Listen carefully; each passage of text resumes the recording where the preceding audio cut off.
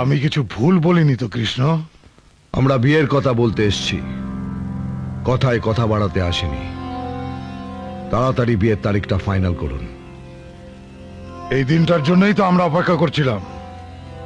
যাও, বোনকে নিয়ে এসো।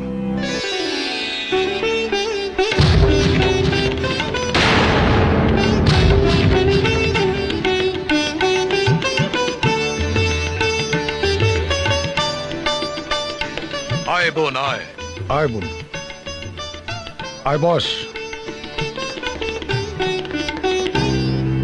কিরে, কি ভাবছিস?